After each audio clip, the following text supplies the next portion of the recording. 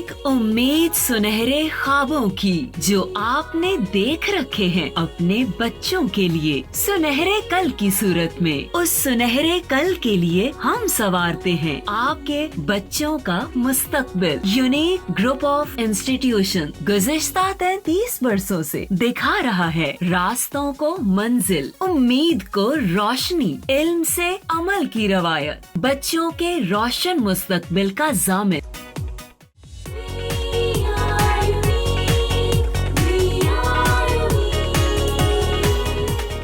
अस्सलाम वालेकुम स्टूडेंट, मैं जुल्फ़िकार अली। कैसे स्टूडेंट? यकीनन तमाम लोग आप खैर वफ़ियत से होंगे और अपने घरों में खुश होंगे। कोरोना की वजह से स्टूडेंट्स थोड़े से मसाइल हैं जिसकी वजह से हम ऑनलाइन लेक्चर डिलीवर कर रहे हैं। आज स्टूडेंट्स मैंने आपको बताना था कि ये कंप्यूटर साइंस के नोट्स अवेलेबल हैं। आप जिस कैंपस से में भी पढ़ते हैं आप वहाँ से लें, और आइंदा से मैं आपको जो भी टॉपिक पढ़ाऊँगा वो नोट्स से भी मेंशन कर दिया करूँगा कि वो टॉपिक नोट्स पे कहाँ पे, तो इसको अच्छी तरह देख लें। जिस कैंपस में भी आप पढ़ रहे हैं वहाँ की इंक्वायरी ऑफिस से जाके स्टूडेंट ये आपने नोट्स लेने। जैसे आज स्टूडेंट हमने जो टॉपिक शुरू करना है इसमें से मैं आपको साथ साथ बताता जाया करूँगा। नोट्स पे पेज नंबर है जी 3, question number 5, what is the test data, describe types of test data. तो ये आपने स्टूडेंट ये अपनी एक हैबिट बना लेनी है। मोस्टली स्टूडेंट जो है जब लेक्चर सुन लेते हैं और उसको फिर रिवाइज़ नहीं करते। लेक्चर सुनने के बाद जैसे लेक्चर ख़त्म हुआ और उसको घर में उसको रीड ना किया नोट्स या बुक से, तो स्टूडेंट ऐसे प्रिपरेशन नहीं होगी। जैसे ही स्टूडेंट आप लेक्चर सुने, लेक्चर कंप्लीट करने के बाद टीचर, मैं ये सारे सब्जेक्ट की बात कर रहा हूँ, ये ज़रूरी नहीं कि कंप्यूटर की बात कर रहा हूँ, कंप्यूटर, फिजिक्स, मैथ, बायोलॉजी, आप जो भी लेक्चर अटेंड करते हैं तो फ़ौरन ही स्टूडेंट आप देखें कि टीचर ने कौन सा टॉपिक पढ़ाया, उसका नोट्स पे पेज नंबर कौन सा, उसको एक दफ़ा थॉरली रीड कर लें। जब आप सिंपल एक दफ़ा थॉरली रीड कर लेंगे तो स्टूडेंट वो आपको टॉपिक बहुत अच्छी तरह तैयार हो जाएगा। तो ये दोबारा देख लें, ये आपके न्यू नोट्स हैं कंप्यूटर साइंस के, अवेलेबल हैं। जिस कैंपस में भी आप पढ़ते हैं वहाँ की इंक्वायरी ऑफिस से रब्ता करें और वहाँ से स्टूडेंट ये नोट्स लें। तो आज हम लेक्चर नंबर 29 शुरू करेंगे, टेस्ट डाटा। तो आइए लेक्चर शुरू करते हैं जी student. 9 computer science chapter 1 problem solving, lecture number 29 जो कि स्टूडेंट आज हम शुरू करने जा रहे हैं। अच्छा स्टूडेंट, इसमें हमने जो टॉपिक शुरू करना है वो शुरू करना है टेस्ट डाटा। इससे पहले देखिए हमने कुछ फ्लो चार्ट की टेस्टिंग की थी प्रीवियस लेक्चर में। लाइक आपके सामने एक फ्लो चार्ट है, तो इसको हम टेस्टिंग बेसिकली हम क्यों करते हैं कि किसी भी फ्लो चार्ट, एल्गोरिथम या प्रोडक्ट की वैलिडिटी को चेक करने के लिए कि क्या वो जो हमने प्रोडक्ट बनाई है जब वो एक्चुअल कंस्ट्रक्ट होगी, एक्चुअल उसको कोडिंग फॉर्म में लाया जाएगा। देखिए फ्लो चार्ट एल्गोरिथम कोई प्रोग्राम नहीं है। इसके बाद हम क्या करते हैं, फ्लो चार्ट को कन्वर्ट करते हैं किसी प्रोग्रामिंग लैंग्वेज के अंदर, कोडिंग हम करते हैं। अब कोडिंग जो है वो आपका एक्चुअल प्रोग्राम है। तो एक्चुअल प्रोग्रामिंग से पहले हम फ्लो चार्ट की क्या करते हैं, टेस्टिंग करते हैं कि आया वो जो फ्लो चार्ट है हमारा करेक्ट आउटपुट दे रहा है या नहीं दे रहा। यानी जिस प्रॉब्लम के सलूशन के लिए मैंने वो जो फ्लो चार्ट या एल्गोरिथम बनाया है उस प्रॉब्लम को वो सॉल्व कर रहा है या नहीं कर रहा। तो ये प्रीवियस लेक्चर में टेस्टिंग मैं करवा रहा था आपको कि कोई भी फ्लो चार्ट हम एल्गोरिथम बनाते थे फिर उसकी हम टेस्टिंग करते थे। तो टेस्टिंग बेसिकली हम क्या करते हैं, check the validity of the output of the required product, कि आपने जो चीज़ बनाई है क्या वो जिस प्रॉब्लम को सॉल्व करने के लिए वो चीज़ बनाई वो अकॉर्डिंग टू योर रिक्वायरमेंट आपको आउटपुट दे रही है या नहीं दे रही है। ठीक है, तो इसमें एक और एग्जांपल जो पिछले वाले लेक्चर से मैंने ली है कि draw flow chart to input 5 values 1 by 1 and determine if the given value is odd और इवन। कि आप क्या करें, 5 वैल्यूज़ 1 by 1 लें और आपका फ्लो चार्ट ये फाइंड करें कि जो आपने नंबर इनपुट करवाया वो इवन है या ऑड है। अब इसकी टेस्टिंग, ये मैं बेसिकली आपको टेस्टिंग बता रहा हूँ, पहले आपको मैं करवा चुका हूँ, जस्ट दोबारा एक एग्जांपल करवाने लगा हूँ। अब टेस्टिंग करते हुए हम क्या करते हैं, बिल्कुल ऐसे ही फ्लो चार्ट बनाने के बाद हाँ जी हम फर्जी वैल्यू देते हुए उसकी टेस्टिंग को हम चेक करते हैं। तो देखिएगा स्टूडेंट, सपोज यहाँ पे ये एक फ्लो चार्ट बना हुआ है, इसकी मैं टेस्टिंग कर रहा हूँ। यहाँ पे मैंने क्या किया, एक काउंट इज इक्वल टू 0, यानी एक वेरिएबल। अब वेरिएबल बेसिकली आपके 10th के प्रोग्रामिंग का कंसेप्ट है कि ये रैम में हम एक लोकेशन को उसका नाम देते हैं काउंट, और उसको मैंने क्या दिया, 0 दिया। इनपुट नंबर, एक नंबर मैंने इनपुट करवाया। देखिए ये प्रोसेस जो कर रहे हैं उसको हम क्या कहते हैं, टेस्टिंग। अब टेस्टिंग करते हुए मैं वेरिएबल्स को फर्जी वैल्यू दूंगा, वो जो वैल्यू दे रहा हूँ उसको हम कहते हैं डाटा। तो टेस्ट डाटा यानी किसी भी फ्लो चार्ट, एल्गोरिदम या जो प्रॉब्लम सॉल्व करने के लिए हमने वो प्रोडक्ट बनाई है उसकी एक्चुअल कंस्ट्रक्शन से पहले उसको डेमोन्स्ट्रेट करना, चेक करना कि क्या वो हमारी ज़रूरत के मुताबिक आउटपुट दे रहा है या नहीं दे रहा है। इस प्रोसेस को हम क्या कहते हैं, टेस्टिंग करना। तो अब देखें यहाँ पे इनपुट नंबर, मैं कोई भी नंबर जो इनपुट करवाऊंगा, सपोज मैंने n की वैल्यू दे दी 4, ठीक है। उसके बाद मैंने क्या किया, इंक्रीज काउंट बाय 1, काउंट में एक नंबर का इजाफा कर दिया।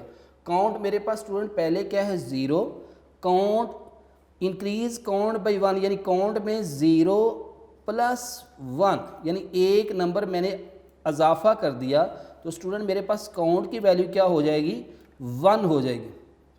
Count is equal to 1। करना क्या है कि मैंने 5 वैल्यूज जो है वो लेनी है, अभी मैंने एक वैल्यू ली है।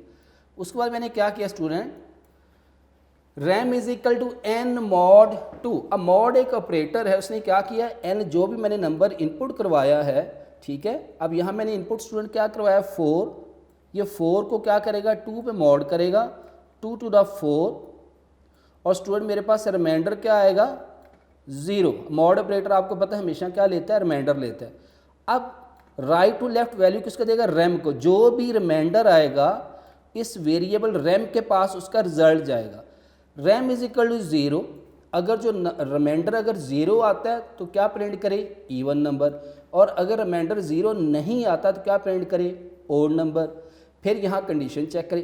अब ये बताने का पर्पज़ ये कि जो ये मैं प्रोसेस आपके सामने कर रहा हूँ इसको स्टूडेंट हम क्या कहते हैं, टेस्टिंग करना, ठीक है। और टेस्टिंग करने के लिए हम क्या यूज़ करते हैं, टेस्ट डाटा। ये जो मैंने फर्जी वैल्यू दी, अब दोबारा फिर सपोज ऊपर जाता है, मैं n की वैल्यू 5 ले लेता हूँ, ठीक है जी। काउंट में एक नंबर का इजाफा कर देगा, काउंट मेरे पास पहले क्या है 1, 0 + 1, 1 काउंट की वैल्यू क्या जाएगा, कर लेगा 2, ठीक है। फिर उसको यहाँ पे रिमाइंडर लेगा, फिर उसको चेक करेगा। तो इस प्रोसेस को स्टूडेंट हम क्या कहते हैं, टेस्टिंग करना। तो जब भी हम कोई प्रोग्राम बनाते हैं तो उसके पहले 5 स्टेप तो हमने पढ़े हुए कि हम प्रॉब्लम को आइडेंटिफाई करते हैं, ठीक है जी। आइडेंटिफाई के बाद उसको हम अंडरस्टैंडिंग करते हैं, फिर उसकी हम प्लानिंग करते हैं, फिर हम कैंडिडेट सोल्यूशन करते हैं, फिर सिलेक्ट द बेस्ट सोल्यूशन, फिर उसके बाद हम क्या करते हैं, उसका फ्लो चार्ट या एल्गोरिदम बनाते हैं। फ्लो चार्ट एल्गोरिदम बनाने के बाद, अब फ्लो चार्ट एल्गोरिदम बेसिकली आपकी जो है वो लॉजिक को आप डिस्क्राइब कर रहे हैं। फ्लो चार्ट एल्गोरिदम बनाने के बाद हम क्या करते हैं, कोडिंग, यानी उसको हम एक्चुअल सॉफ्टवेयर में किसी लैंग्वेज में चेंज करते हैं, ठीक है। तो इस प्रोसेस को जो हमने पिछले लेक्चर में भी किया था, आज मैंने दोबारा आपको करके दिखाया। इसको स्टूडेंट क्या कहते हैं कि मैंने ये टेस्टिंग की है किसी भी फ्लो चार्ट एल्गोरिदम या प्रोग्राम की, ठीक है। तो this phase is called testing. और जो वैल्यू मैंने फर्जी ली है उसको स्टूडेंट क्या कहते हैं, टेस्ट डाटा। तो ये प्रीवियस लेक्चर में ये कर चुका हूँ, जस्ट मैं आपको एक दफ़ा ये रिवाइज करवा रहा था। तो नेक्स्ट देखिए अगली स्लाइड पे। इसी तरह एक और हमने फ्लो चार्ट किया था कि जिसमें हम 3 वैल्यू लेते थे और उसमें बताना होता था कि सबसे बड़ा नंबर कौन सा, अनइक्वल नंबर लेते थे, like input n0, n1, n2। इसकी भी एक दफ़ा मैं आपको टेस्टिंग करके दिखाता हूँ, ठीक है। Suppose n0, n1, n2, n0 की वैल्यू, अब देखिए ये जो मैं फर्जी वैल्यू लूँगा इसको मैं कहूँगा टेस्ट डाटा। n0 की वैल्यू ले लेता हूँ मैं 5, n1 की वैल्यू ले लेता हूँ मैं 10, और n2 की वैल्यू ले लेता हूँ मैं 20। अब स्टूडेंट ये प्रोसेस जो कर रहे हैं इसको हम क्या कहते हैं, टेस्टिंग। और इस टेस्टिंग के लिए जो मैं ये फर्जी वैल्यू ले रहा हूँ इसको क्या कहूँगा, ये टेस्ट डाटा है। इस फ्लो चार्ट की वैलिडिटी को चेक करने के लिए फ्लो चार्ट जब मैं चेक कर लूँगा कि ये मेरा जो फ्लो चार्ट है ये हर हवाले से परफेक्ट है, जो मेरी प्रॉब्लम की रिक्वायरमेंट है, अकॉर्डिंग टू द रिक्वायरमेंट उसकी जो आउटपुट आनी चाहिए उस आउटपुट को बिल्कुल 100% एक्यूरेट मुझे प्रोवाइड कर रहा है, तो फिर मैं उसको कोडिंग में बदलूंगा, किसी लैंग्वेज में चेंज करूंगा। तो देखें अब टेस्टिंग करते हैं जी इसकी। Large is equal to n0। मैंने कहा जी ये वाला जो पहला नंबर है ये स्टूडेंट क्या है, लार्ज है, ठीक है जी। उसके बाद ये पहले हम कर चुके हैं प्रीवियस लेक्चर में, जस्ट मैं आपको रिवाइज करवा रहा हूँ। यहाँ पे मैंने कंडीशन लगाई कि n1 ग्रेटर देन लार्ज, क्या ये n1 जो है इस लार्ज से बड़ा है। और स्टूडेंट मैंने आपको कहा था कि आप लोगों ने भी ऐसे ही जब फ्लो चार्ट, आप मैंने आपको नोट्स पे ये टॉपिक बता दिए, नोट्स आपके पास अवेलेबल हैं। आप अगर नहीं आपके पास अवेलेबल तो आप जिस भी कैंपस में पढ़ते हैं आप उस कैंपस की इंक्वायरी ऑफिस से जाके ये 9th कंप्यूटर साइंस के नोट्स लें, ठीक है। और ऐसे ही फ्लो चार्ट को बनाने के बाद आपने उसकी टेस्टिंग करनी है। n1 ग्रेटर देन लार्ज, क्या n1 लार्ज से बड़ा है, यस। n1 मेरे पास क्या है 10 और n0 में ये मेरे पास लार्ज क्या है 5, तो कंडीशन ट्रू है। ट्रू होने पे क्या करें, large is equal to n1, तो फिर अब लार्ज कौन सा है n1, ये वाला, ये अब लार्ज नहीं रहा, ये लार्ज होगा। मैं इसके आगे l लिख देता हूँ ताकि आपको याद रहे। अब large is equal to n1, फिर नीचे कंडीशन फिर लगी हुई कि n2 ग्रेटर देन लार्ज, क्या n2 जो है वो लार्ज से बड़ा है। n2 मेरे पास स्टूडेंट क्या है 20, ठीक है। क्या 20 जो है इस लार्ज से बड़ा, यस, कंडीशन जो है वो ट्रू है। तो अब क्या करें, लार्ज साइन करवा दे इसको n2 को, ठीक है, और नीचे जाके प्रिंट लार्ज को प्रिंट करा दे। तो स्टूडेंट ये दो फ्लो चार्ट दोबारा करवाने का पर्पज़ ये है कि मैं बता सकूं कि हम पहले क्या कर रहे थे। जब फ्लो चार्ट और एल्गोरिथम बना रहे थे तो ये मैं जो इतना टाइम इस पे लगा रहा था, उस प्रोसेस को स्टूडेंट क्या कर रहे थे, हम टेस्टिंग कर रहे थे। और टेस्टिंग करते हुए जो हम उन वेरिएबल्स की वैल्यूज़ को सपोज कर रहे थे उसको हम कहते थे टेस्ट डाटा, ठीक है। तो test data is a data whose result is known in advance, ठीक है जी। तो हम फर्जी वैल्यू का, अब हम बात करते हैं प्रॉपर इस टॉपिक पे आते हैं कि टेस्टिंग होता क्या है, ठीक है। आज के टॉपिक पे चलते हैं। Test data definition student, page number मैंने आपको बता दिया, आपका नोट्स पे क्वेश्चन नंबर 5 पेज नंबर 3 है। स्टूडेंट जैसे ही आप लेक्चर सुना करें उसके बाद आप अपने नोट्स से इस लेक्चर को रिवाइज़ करें। जस्ट आप एक दफ़ा जब रिवाइज़ कर लेंगे तो स्टूडेंट कंसेप्ट क्लियर हो जाते हैं। जब आप जस्ट लेक्चर सुनते हैं और आपने उसको नोट से रिवाइज़ नहीं किया, एक दफ़ा उसकी रीडिंग नहीं की, तो फिर जब अब 2-3 दिन 4 दिन ठहर के जब आप उसको रिवाइज़ करते हो फिर प्रॉब्लम आते हैं, ठीक है। तो लेक्चर सुनने के बाद फ़ौरन ही 5 से 10 मिनट लगा के उस लेक्चर को एक दफ़ा रिवाइज कर दिया करें। तो टेस्ट डाटा, पहले डेफिनेशन देखें टेस्ट डाटा की जी। Test data is use to test the whether the solution of the problem is correct और नॉट। अब टेस्ट डाटा बेसिकली हम क्यों करते हैं, इस चीज़ को श्योर करने के लिए, इस चीज़ को पक्का करने के लिए कि जो हमने प्रॉब्लम का सॉल्यूशन किया है वो ठीक है या नहीं, ठीक है। ये डेफिनेशन है। अगर आपसे पूछे what is the test data, तो टेस्ट डाटा की डेफिनेशन क्या होगी, कंसंट्रेट कीजिएगा स्लाइड पे। Test data is use, test data इस्तेमाल होता है टू टेस्ट, ये चीज़ चेक करने के लिए, weather the solution of the problem is correct और नॉट, कि जो प्रॉब्लम का सोल्यूशन है, जो आपने प्रॉब्लम सॉल्व किया है, ठीक है, उसका सोल्यूशन ठीक है या नहीं। जैसे हमने प्रीवियस स्लाइड में अभी 2 flow chart as a example किए थे और उन दोनों फ्लो चार्ट की मैंने क्या की थी, टेस्टिंग की थी। एक फ्लो चार्ट ये था कि जिसमें 5 नंबर हमने जो है लेने थे रैंडमली, और हमें फ्लो चार्ट कंप्यूटर ने बताना था कि वो 5 नंबर जो आपने इनपुट करवाएं उसमें कितने इवन है कितने ऑड है। और फिर हमने एक फ्लो चार्ट किया था जिसमें 3 नंबर इनपुट करवाने थे और बताना था कि इन तीनों नंबरों में से सबसे बड़ा नंबर कौन सा। वो हमने क्या किया था, टेस्टिंग की थी।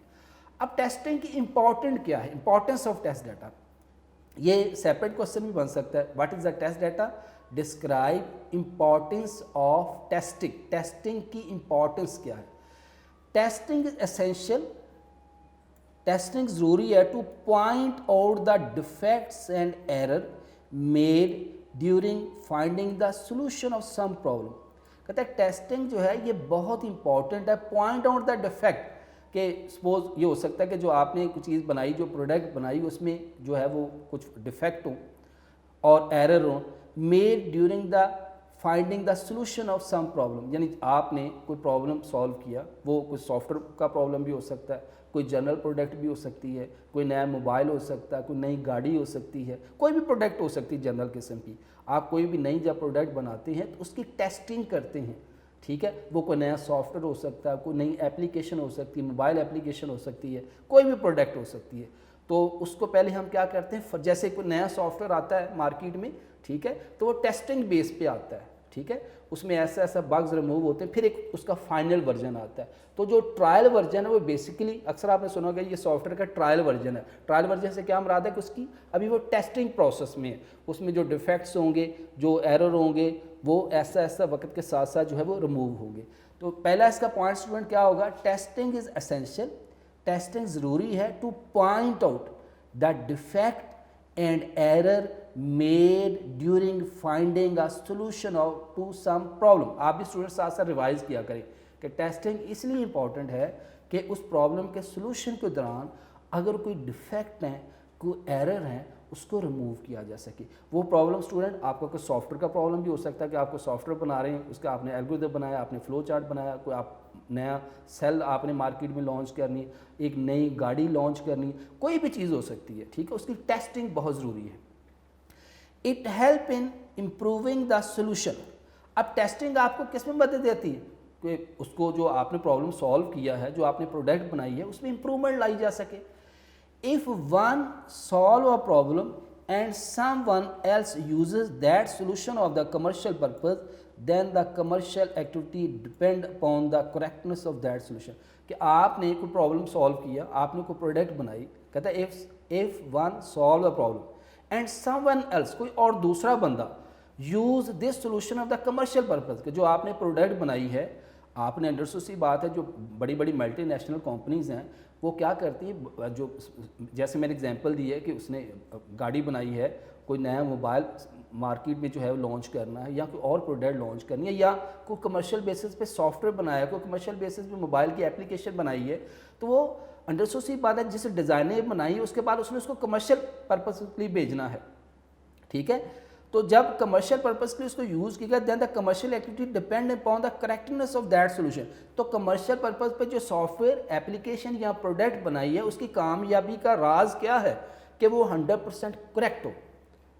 जैसे आप मोबाइल की डिफरेंट एप्लीकेशन देखते हैं, वो कैसे जो है वो डिफरेंट मराहल से गुजरती फिर आपके पास एक फाइनल वर्जन आता है जो कि 100% करेक्ट होता है। तो ये पॉइंट ज़रा दोबारा सुने student.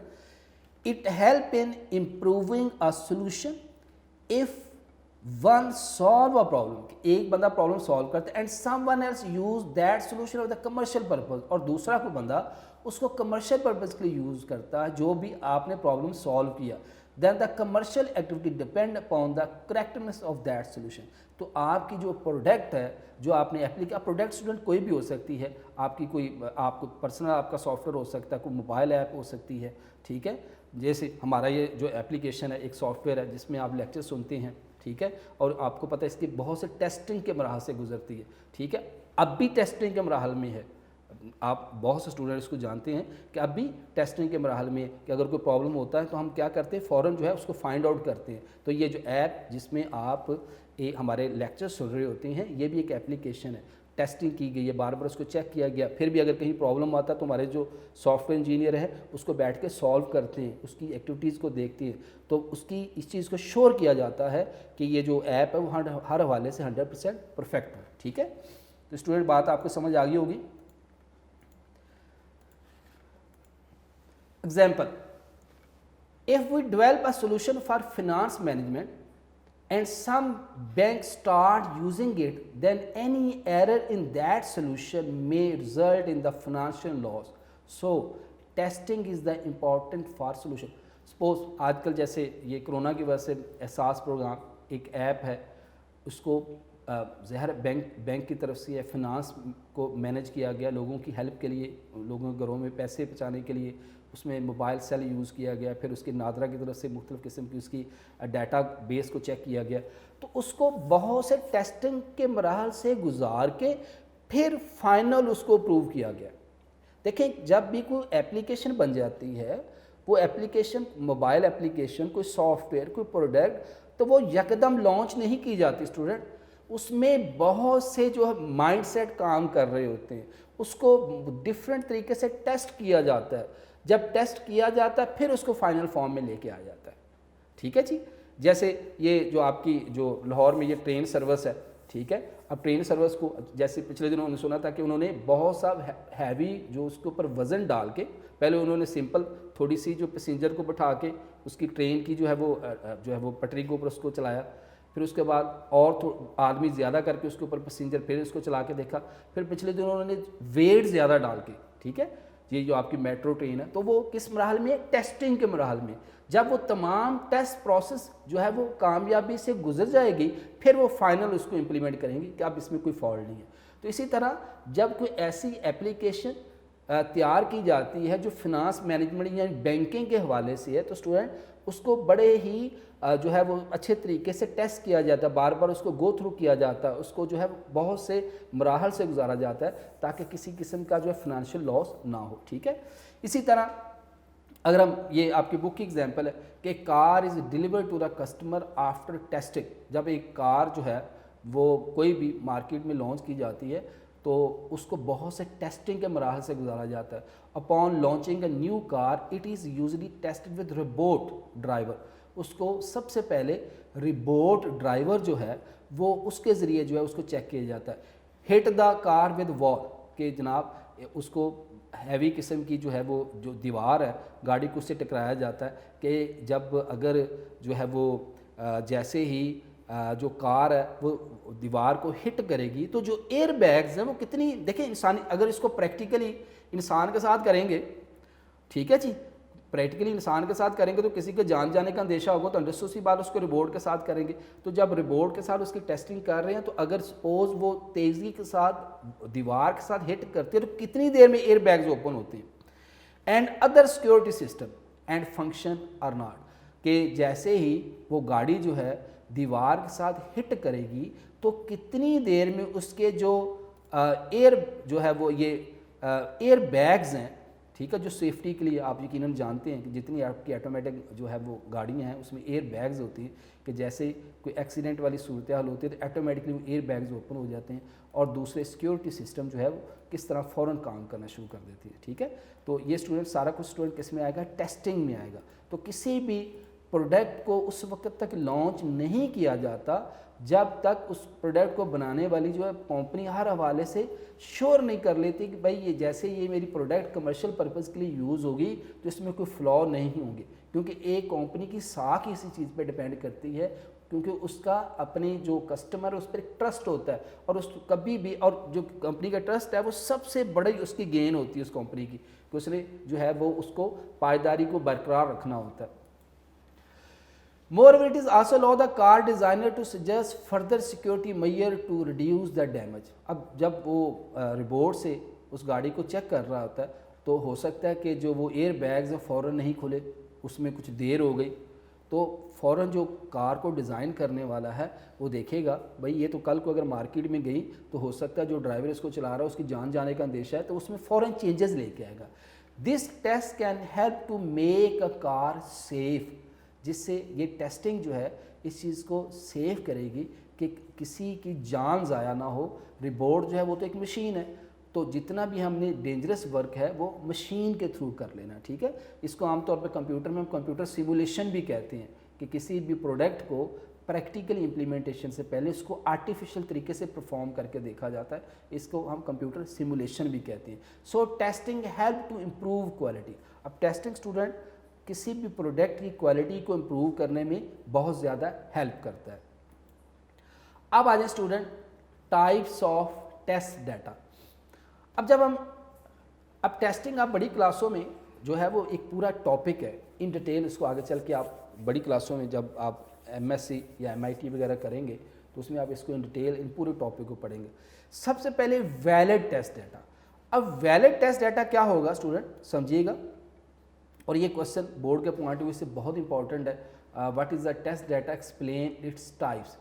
A valid test data it is the data that is valid with in the input requirement of the algorithm. बस आपने एक एल्गोरिदम बनाया, सपोज हमने इससे पहले एक एल्गोरिदम बनाया था कि जिसमें हमने 5 नंबर इनपुट करवाने थे, कोई से भी 5 नंबर, मैं पहले 4 करवा देता हूँ, 4, 5, फिर मैं 9 करवा देता हूँ, फिर मैं 8 करवा देता हूँ, कितने नंबर हो गए 4, फिर मैं 100 करवा देता हूँ। अब ये मेरी वैलिडिटी वैलिड इनपुट क्या है कि ये 5 नंबर ही होने चाहिए, ठीक है। मेरे क्वेश्चन की रिक्वायरमेंट क्या है कि मैं पहला नंबर दूं, मेरा जो है वो फ्लो चार्ट उसको चेक करे, दूसरा नंबर दूं, तीसरा दूं, चौथा दूं और पांचवां दूं। जैसे मैं छठा नंबर दूं मुझे कह जी इनवैलिड, ठीक है। या मैं एक ऐसा प्रोग्राम या फ्लो चार्ट बनाता हूं जिसमें मैंने 1 से लेकर 100 तक नंबर जो है मैं इनपुट करवाने, 1 to 100, तो मैं उसको नंबर इनपुट करवाता हूँ 1 2 3 4 5 6 7 अप टू 100, तो मेरा क्या है वो वैलिड डाटा है, ठीक है। या इससे पहले हमने एक फ्लो चार्ट किया था जिसमें मैं दोबारा पिछली स्लाइड पर चलता हूँ, ये वाला था कि जिसमें हमने 3 नंबर्स इनपुट करवाने थे, आपको याद होगा ये वाला, ठीक है। इसमें आप देखिए उसने क्या जी अनइक्वल नंबर्स, ठीक है। अब उसकी जो रिक्वायरमेंट वैलिड मेरे पास इनपुट क्या है, वैलिड टेस्ट डाटा मैं क्या दूंगा कि तीनों नंबर मुख्तलिफ होने चाहिए। मैं n0 में ले लेता हूँ 5, इक्वल नहीं होने चाहिए। n1 ले लेता हूँ मैं 10, n2 में ले लेता हूँ 100, तो ये मेरा क्या है वैलिड टेस्ट डाटा, ठीक है। यानी उसकी रिक्वायरमेंट क्या है कि अनइक्वल नंबर जो हैं वो तीनों होने चाहिए, और 4 नंबर नहीं ले सकता, क्या ले सकता हूँ 3 नंबर, ठीक है। तो ये जो मैंने 3 वैल्यू दी हैं स्टूडेंट, ये मेरा क्या है वैलिड टेस्ट डाटा है, ठीक है। ये मेरा स्टूडेंट क्या है वैलिड टेस्ट डाटा। तो फ्लो चार्ट एल्गोरिथम की रिक्वायरमेंट के मुताबिक आप जब भी वैल्यू इनपुट करवाएंगे वो मेरा स्टूडेंट क्या होगा वैलिड टेस्ट डाटा होगा। तो दोबारा आ जाए, it is the data which is valid with in the input requirement of the algorithm, यानी ऐसा डाटा जो एल्गोरिथम की रिक्वायरमेंट के मुताबिक हो, ठीक है। उसमें सपोज मैंने अभी एग्जांपल दी कि मैं इनपुट देता हूँ जी 50 से लेकर, मेरी रिक्वायरमेंट ये है कि मैंने 50 से लेकर 100 तक इनपुट देनी है, ठीक है। तो मैं 50 से स्टार्ट करूँगा और 100 तक उसको 50, 51, 52, 53, 54 अप टू 100। जैसे ही मैं 50 से कम वैल्यू दूंगा, मैं 49 देता हूँ, या 100 से मैं ज़्यादा दे देता हूँ 101, तो ये मेरा वैलिड डाटा नहीं है, ये मेरा स्टूडेंट वैलिड डाटा नहीं है। वैलिड डाटा क्या है 50 से लेकर 100 तक। तो ये डेफिनेशन स्टूडेंट दोबारा सुने, it is a data which is valid, कहता है जो वैलिड है with the input requirement of the algorithm, यानी जो एल्गोरिथम की इनपुट रिक्वायरमेंट है उसके मुताबिक एक्यूरेट वही डाटा देना, उसको स्टूडेंट हम क्या कहेंगे ये मेरा वैलिड टेस्ट डाटा है जो कि मैं अकॉर्डिंग टू द रिक्वायरमेंट दे रहा हूँ। एग्जाम्पल देखिए, if an algorithm is suppose to be take a numeric value between 1 and 50 या 1 to 50 कर लें, 1 to 50 as input, then any value between 1 and 50 is a valid test data. देखिए इसमें कोई जो है वो स्टूडेंट रटा लगाने वाली चीज़ नहीं है। जस्ट आप जब अपना लेक्चर स्टूडेंट फोकस करके सुनेंगे ना, तो मैं यकीनन आपको 100% गारंटी देता हूँ कि बात वहीं समझ आ जाती है, और फिर एक दफ़ा आप अपने नोट्स से उसको रिवाइज कर लें, ठीक है। तो वैलिड टेस्ट डाटा क्या होगा, वो टेस्ट डाटा जो आपकी एल्गोरिथम की रिक्वायरमेंट के मुताबिक हम इनपुट करवाएं, ऐसे डाटा को स्टूडेंट हम क्या कहते हैं, हमारा वैलिड टेस्ट डाटा है, ठीक है। अब इनवैलिड बिल्कुल उसका उलट हो गया, कि it is data that is invalid with the input requirement of the algorithm, कि मैंने एक एल्गोरिथम बनाया कि जिसमें मैंने इनपुट करवाना था 1 से लेकर 50 तक, 1 to 50, यानी मेरे छोटे से छोटा नंबर 1 और बड़े से बड़ा क्या होना चाहिए था 50, 50। तो मैं क्या कर देता हूँ 1 से छोटी में से 0 एंटर करवा देता हूँ, ठीक है। इधर मैं जनाब 51 एंटर करवा देता हूँ, तो ये मेरा क्या है स्टूडेंट इनवैलिड टेस्ट डाटा है। या हमने जो है वो जो फ्लो चार्ट पीछे किया था कि 3 नंबरों में से सबसे बड़ा नंबर फाइंड करना, तो मैंने n0, n1, n2 3 नंबर लिए थे, तो मैं क्या करूं कि उसकी एक और वैल्यू इनपुट करवा दूं। या उससे पहले मैंने एक फ्लो चार्ट किया था जिसमें मैंने 5 नंबर इनपुट करवाने थे और मुझे फ्लो चार्ट ने बताना था कि उसमें से इवन ऑड कितनी है, तो मैं 5 की बजाय 7 नंबर इनपुट करवा दूं। तो ऐसी सूरत हाल में हम क्या कहते हैं, ये इनवैलिड टेस्ट डाटा है। तो इसकी डेफिनेशन मेरे साथ साथ आप रीड कीजिएगा student, it is a data that is invalid, जो गलत है, with input requirement of the algorithm, यानी जो एल्गोरिथम की इनपुट रिक्वायरमेंट है वो उसको फॉलो ही नहीं करता, हमारा फ्लो चार्ट कहता है या एल्गोरिथम या प्रोग्राम कहता है कि इनपुट मेरी होनी चाहिए 1 to 50 जो मैं इनपुट करवाऊँ न्यूमेरिक वैल्यू, जबकि मैं करवा रहा हूँ जी 20 to 100, तो गलत हो गई। मेरी वैलिड इनपुट तो ये है स्टूडेंट, ठीक है। तो ये मेरे ख्याल में बात आपको समझ आ गई। वैलिड और इनवैलिड बिल्कुल उसका एक दूसरे का कंट्रास्ट है, जिसको वैलिड समझ आ जाता है इनवैलिड बात भी समझ आएगी होगी। नेक्स्ट चलते हैं student. If an algorithm is suppose to be taken a numeric value between 1 and 50, कि एक एल्गोरिथम हमने बनाया कि जिसमें मैंने इनपुट वैल्यू 1 और 50 यानी 1 से लेकर 50 तक मैंने वैल्यू इनपुट करवानी थी, but that the input is not between 1 to 50, मगर इनपुट जो है 1 और 50 के सेंटर में नहीं है, so it is invalid test data. तो स्टूडेंट ये बात आपको क्लियर होगी। नेक्स्ट तीसरी टाइप है स्टूडेंट बाउंड्री टेस्ट डाटा। अब बाउंड्री टेस्ट डाटा क्या होगा, समझें इसको, कंसेप्ट क्लियर कीजिएगा। A solution is tested on the extreme value. अब देखिए सपोज मैं एक एल्गोरिथम के अंदर या फ्लो चार्ट के अंदर इनपुट देता हूँ 1 से लेकर 100 तक, 1 to 100, तो यहाँ पे मेरी एक्सट्रीम वैल्यू क्या होगी, इधर ये 1 एक्सट्रीम वैल्यू है और 100 भी एक्सट्रीम वैल्यू है। तो जब हम टेस्ट करें किसी भी एल्गोरिथम को एक्सट्रीम वैल्यू पर, ठीक है, तो ऐसे टेस्ट को हम कहते हैं स्टूडेंट बाउंड्री टेस्ट डाटा। मसलन इसकी एग्जांपल बुक वाली देख ले। To calculate the interest we can consider the principal amount of zero और वेरी ह्यूज अमाउंट, यानी यहाँ तो रकम जो है वो बिल्कुल छोटी हो, ज़ीरो हो, या बहुत बड़ी वो रकम हो, ठीक है। तो दोनों सूरतें क्या हैं, एक्सट्रीम है, यानी या तो बहुत छोटी वैल्यू जैसे 1 to 100, सपोज एक मेरा एल्गोरिथम या फ्लो चार्ट है, उसमें मैं इनपुट 1 से लेके 100 तक जो है मेरे पास जो है वो लिमिट है उसकी। तो 1 क्या है सबसे छोटी वैल्यू, ये एक्सट्रीम वैल्यू है। 100 क्या है सबसे बड़ी वैल्यू, ये भी एक्सट्रीम वैल्यू, ठीक है। जिसमें वैल्यू जो है स्मॉलेस्ट नंबर क्या है 1 और लार्जेस्ट क्या है 100। तो ये सारी स्टूडेंट मेरी किस में आएंगी, एक्सट्रीम वैल्यूज़ में आएंगी, ठीक है। मेरे ख्याल में बात समझ आ गई होगी आपको, ठीक है। तो 1 to 100 में यहाँ लिखता हूँ, ये दूसरा कलर ज़रा वाज़े नज़र नहीं आता, ठीक है। 1 to 100, तो इसमें ये क्या है एक्सट्रीम वैल्यू, 1 भी सबसे छोटी वैल्यू ये भी एक्सट्रीम में आएगी और 100 सबसे बड़ी वैल्यू ये भी एक्सट्रीम में आएगी। तो नेक्स्ट स्टूडेंट चलते हैं। Absent data. अब स्टूडेंट एब्सेंट डाटा क्या होगा, it is also important to investigate that solution will be work if the less number of input are given than expected। अब इसकी एक पहले एग्जांपल देखें। if the system asks to enter driving license number then everyone cannot provide the information, it is important to see how the system react on such situation। अब आम तौर पे absent data, आम तौर पे हम फॉर्म वगैरह फिल करते हैं तो हमें कहा जाता है जी आप अपना आईडी नंबर एंटर करें, आप अपना ड्राइविंग लाइसेंस नंबर एंटर करें, ठीक है। उसमें जस्ट जो है वो ब्लॉक बना होता है, आपने नंबर एंट्री खुद करनी होती है, ठीक है। तो अगर इस तरह का डाटा जो मिसिंग हो और आपने बाद में उसको एंटर करना, उसको स्टूडेंट कहते हैं एब्सेंट डाटा। तो it is also important to investigate that the solution still work if the less number of input are given then expected. यानी आपका जो आईडी कार्ड है उसके जितने नंबर हैं आप उससे कम वैल्यू एंटर करें। आपका जो ड्राइविंग लाइसेंस है उसमें सपोज बाद दफ़ा ये होता है कि आपने वैल्यू एंटर करनी होती है 5, ठीक है, 1 2 3 4 5, आप कोई से भी आपने पिन कोड एंटर करना है सपोज, ठीक है, या आप एटीएम मशीन का पिन कोड एंटर कर रहे हैं, वो भी एब्सेंट डाटा में आता है। तो आपने गलती से ये 5 एंटर किया ही नहीं है, ठीक है, या आपने गलत एंटर कर दिया, तो आपकी जो मशीन है फ़ौरन रेक्ट करती है कि invalid pin code.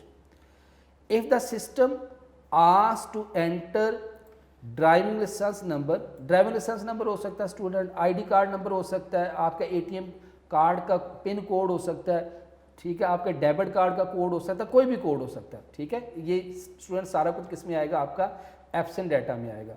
then everyone cannot provide this information, it is important to show how the system is react in such situation। कि अगर एक जो आपका यूज़र है जो उसको यूज़ कर रहा है वो अगर रॉन्ग एब्सेंट डाटा एंटर करता है तो मशीन किस तरह रिएक्ट करेगी, ठीक है। ये स्टूडेंट किस में आएगा, आपका एब्सेंट डाटा में आएगा।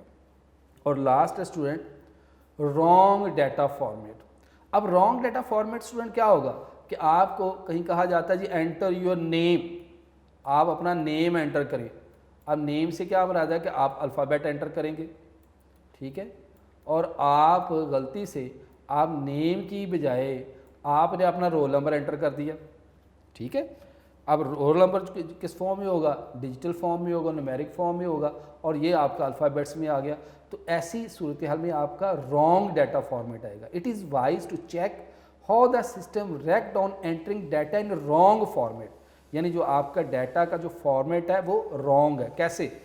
Giving numeric value as input when alphabet is expected, यानी जहाँ आपने अल्फ़ाबेट एंटर करना था, आपने नाम एंटर करना था अली, आपने गलती से वहाँ आपने रोल नंबर एंटर कर दिया। तो ऐसा जो डाटा का फॉर्मेट है स्टूडेंट, उसको हम क्या कहेंगे, ये हमारा रॉन्ग डाटा फॉर्मेट है, ठीक है जी। तो ये स्टूडेंट 5 थे आपके इसकी डाटा की जो है टेस्ट डाटा के टाइप्स। इसको एक दफ़ा हम दोबारा रिवाइज करते हैं जी। एक दफ़ा दोबारा रिवाइज करते हैं स्टूडेंट, एक दफ़ा दोबारा सुनिएगा इसको, क्योंकि ये बड़ा ही इंपॉर्टेंट क्वेश्चन है। Test data, test data is use to test whether the solution of the problem is correct और नॉट, जिसमें हम अपनी जो प्रॉब्लम हमने सॉल्व किया उसको चेक करते हैं कि वो अकॉर्डिंग टू आवर रिक्वायरमेंट उस प्रॉब्लम का सोल्यूशन हुआ या नहीं हुआ। इसकी इंपॉर्टेंस क्या है कि testing is essential to point out the defect and error made during the finding the solution of problem, कि जब आपने उस प्रॉब्लम को सॉल्व किया तो अगर कहीं पे आपके एरर आपने फाइंड किए हैं तो आप उसको सॉल्व कर लें। फिर ये प्रोडक्ट की इम्प्रूवमेंट में हेल्प करता है, क्योंकि जब आप कोई प्रोडक्ट बनाते हैं तो कोई दूसरा बंदा जो है उसको कमर्शियल पर्पज़ के लिए अगर यूज़ करेगा तो उसका सोल्यूशन जो है 100% करेक्ट होना चाहिए, ठीक है। फिर इसकी हमने एक एग्जांपल की थी, कोई फिनांस मैनेजमेंट कोई बैंक का जो है एप्लीकेशन तैयार की जाती है तो उसको हर हवाले से टेस्ट करके देखा जाता है कि उसमें कोई जो है वो फ्लॉ नहीं होने चाहिए, वरना जो है फिनंशियल लॉस होने का जो है वो अंदेशा रहता है। फिर एग्जांपल 2 हमने की थी कि अगर एक कार बनाई जा रही है तो उसको सबसे पहले वायर रिबोर्ड चेक किया जाता है और रिबोर्ड के थ्रू उसको किसी भी दीवार के साथ वॉल के साथ हिट किया जाता है ताकि जो उसके एयर बैग्स हैं और दूसरा जो सिक्योरिटी का सिस्टम है वो प्रॉपर तरीके से काम कर रहा है या नहीं कर रहा, ठीक है। और अगर सपोज़ अगर उसमें कोई फ्लॉ होंगे तो जो कार डिज़ाइनर है उसमें फ़र्दर उसके सिक्योरिटी मेजरमेंट को देखेगा ताकि डैमेज जो कम से कम हो सके। फिर स्टूडेंट हमने किया था टाइप्स ऑफ डाटा में valid test data. Valid test data क्या होगा कि जो आपके एल्गोरिथम की रिक्वायरमेंट होगी, जो एक लिमिट होगी, उसके मुताबिक करेक्ट इनपुट करवाएंगे। वैलिड मतलब मैं कहता हूँ कि एल्गोरिथम बनाया जिसमें मैंने 5 नंबर इनपुट करवाने हैं तो उसमें 5 नंबर ही इनपुट करवाऊंगा। अगर मैं 6ठा नंबर इनपुट करवाऊंगा तो वो मेरा वैलिड नहीं रहेगा, वो किस में आ जाएगा, इनवैलिड में आ जाएगा। तो वैलिड क्या होगा, it is data that is valid with the input requirement of the algorithm. If an algorithm is suppose to be take a numeric value between 1 and 50, यानी एक आपने एल्गोरिथम बनाया जिसमें आपने 1 से लेकर 50 तक नंबरों को इनपुट करवाना है, तो अगर आप 1 और 50 के दरमियान में रहेंगे तो वो आपका क्या है, आपका वैलिड टेस्ट डाटा। और इनवैलिड बिल्कुल उलट हो जाएगा कि अगर आप 1 to 50 जो उसकी लिमिट है उसको क्रॉस कर जाते हैं, वैल्यू 1 से लेस होती है, 50 से ज़्यादा हो जाएगी, तो स्टूडेंट किस में आएगा, इनवैलिड टेस्ट डाटा में आएगा। बाउंड्री टेस्ट डाटा जो एक्सट्रीम लेवल पे होगा कि सपोज 1 to 50 अगर आपने इनपुट करवानी तो 1 जो है वो उसकी स्मॉलेस्ट वैल्यू, 50 क्या है, लार्जेस्ट वैल्यू। तो ये 1 और 50 क्या है, उसकी एक्सट्रीम वैल्यू है। इसकी यहाँ भी उसने एग्जांपल दी है कि आपने principal amount interest rate find करना, तो जो स्मॉलेस्ट वैल्यू 0 होगी, बड़ी लाखों करोड़ों में भी हो सकती है, खरबों में भी हो सकती है, वो एक्सट्रीम वैल्यू में होगी। एब्सेंट डाटा वो होगा जो आमतौर पे हम एंटर करते हैं, जैसे जो ATM कार्ड का पिन कोड हो सकता है, ड्राइविंग लाइसेंस हो सकता है, आपका ID कार्ड हो सकता है। और अगर आप कम नंबर एंटर करें कि अगर आप नंबर आपने 10 एंटर करने थे, गलती से आपने 8 एंटर कर दिए, तो मशीन किस तरह रिएक्ट करेगी, किस तरह आपको जो है बताएगी कि रॉन्ग डाटा एंट्री, ठीक है। फिर रॉन्ग डाटा फॉर्मेट में हमने बात की थी कि आपने एंटर जो है वो सपोज अल्फ़ाबेट करवाने, गलती से आप नंबर एंटर करवा लें तो वो आपका रॉन्ग डाटा फॉर्मेट में आ जाएगा। तो ये स्टूडेंट ये था आपका आज का लेक्चर। इंशाल्लाह नए लेक्चर के साथ फिर हाज़िर होंगे। अल्लाह हाफ़िज़।